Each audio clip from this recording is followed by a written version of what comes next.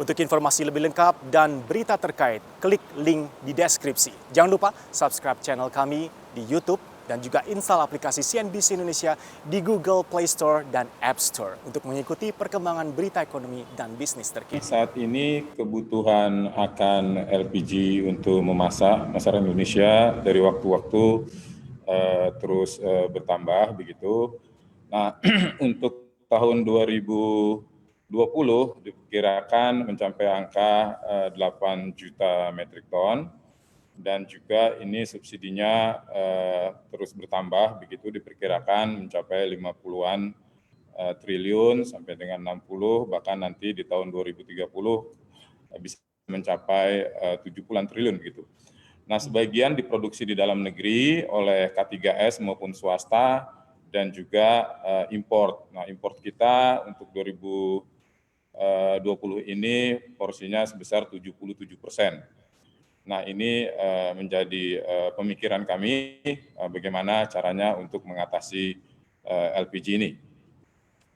Ya, Begitu, dengan Mas. Dan kita sering bahas mengenai isu utama bagaimana kita bisa menjaga ketahanan energi nasional. Dengan adanya rasio ketergantungan import kita terhadap LPG, seberapa jauh ini juga akan mendisrupsi perjalanan kita untuk bisa menciptakan ketahanan energi nasional. Apakah ini sudah masuk ke tahap yang perlu kita waspadai atau masih bisa diatasi dengan solusi-solusi alternatif, Pak Joko?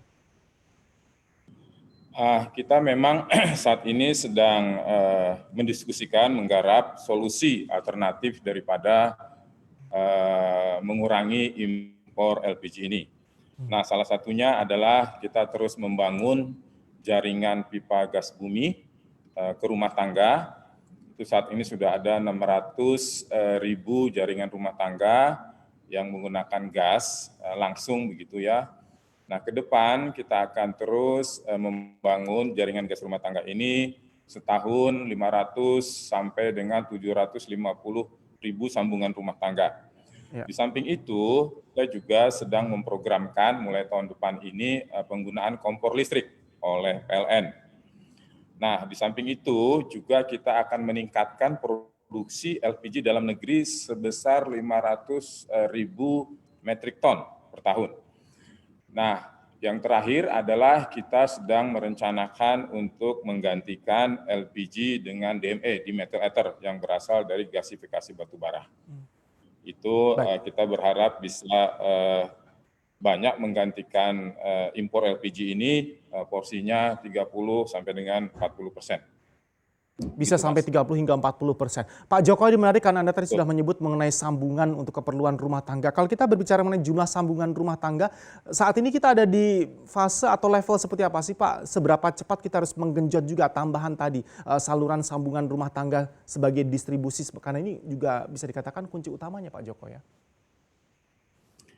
Ya, memang saat ini seperti saya sampaikan tadi baru mencapai sekitar 600.000 sambungan rumah tangga. Nah, ini banyak dibiayai oleh APBN begitu ya.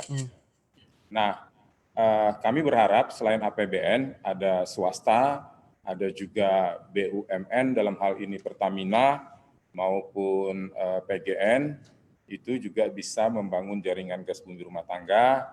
Kita sesuaikan keekonomiannya, harga jualnya maupun harga belinya dari pasokan gas bumi ini. Nah, selain itu kita juga seperti saya sampaikan tadi akan memprogramkan kompor listrik ini lebih banyak lagi begitu. Sementara ini tahap awal adalah 1 juta kompor listrik.